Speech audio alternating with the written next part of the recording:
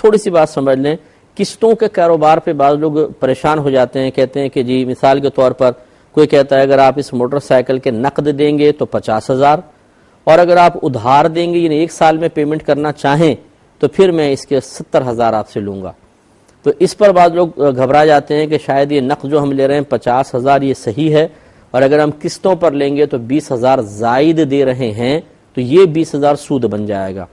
حالانکہ ایسا نہیں ہے۔ اگر آپ غور کر لیجئے،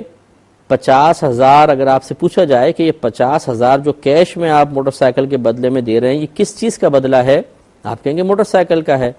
اور اگر وہ 70,000 لے رہا ہے تو وہ کس چیز کا بدلہ ہے، وہ بھی موٹر سائیکل کا بدلہ ہے۔ یہ الگ بات ہے کہ وہ ایک مدت چونکہ آپ کو دے رہا ہے، اس وجہ سے وہ یہ کہہ رہا ہے کہ اگر آپ فوری طور پہ دیں تو اس شے کی قیمت 50,000،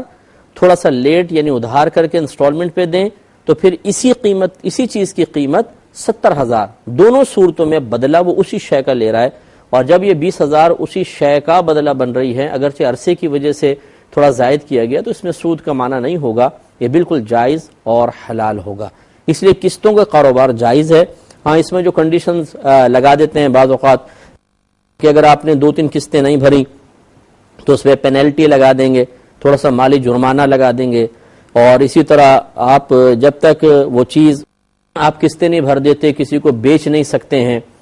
اور اگر آپ نے قسطیں بھرنا بند کر دی ہیں تو قسطیں بھی گئیں جو پہلے آپ نے بھری ہیں اور شے بھی آپ سے ضبط کر لی جائے گی۔ یہ کنڈیشنز غلط ہوتی ہیں۔ اس میں جس سے بھی آپ لے رہے ہیں پہلے کسی اچھے مفتی صاحب سے مشورہ کر کے ان قسطوں میں ترمیم کی جائے اور پھر یہ مالی معاملہ کیا جائے۔ تو بہرحال اگر شرائط صحیح ہوں